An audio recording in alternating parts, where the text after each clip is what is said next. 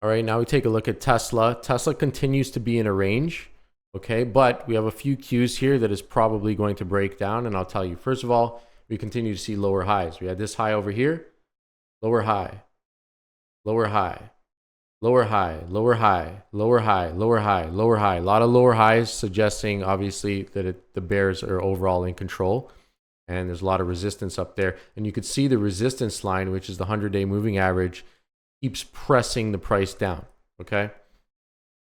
Now we had a break of the support here, no follow through, faked out, but we came back to retest around the resistance, couldn't pass, okay? We just set another lower high, and I think we're going to set a lower low below this level, which is 172.13. We break 172.13 on Tesla, and that's confirmation, in my opinion, that this thing's going to dump. So we got to break that level, 172.13. If the bears are unable to break that level, this may not play out. I think the bears will be able to break that level because you could see the volume declining. And look at the volume on this candle. It's the least volume it's been in several months now. Actually, it's the least volume it's been in years. That means people are forgetting about it. This is literally the least volume it's been in years. Look at that on Tesla. What that tells me, and it's on the downside. What that tells me is that there's little buyers on any downside push, and that people are forgetting about it. Not everyone's trading it. When do the biggest moves tend to happen? It tends to happen when people least expect it, and when people aren't really trading it. And as far as I've seen, everyone on Twitter is talking about this thing breaking bullish.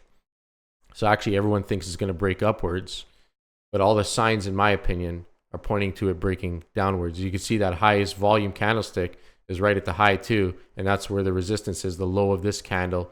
So you got a lot of rejections around this area, and in my opinion, Tesla is on the verge of a breakdown, probably, if not tomorrow, within the next few days, sometime this week.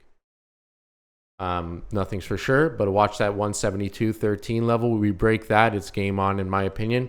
Obviously, we got some news events this week, PCI report, and FOMC, and that could throw things for a bit of a swing.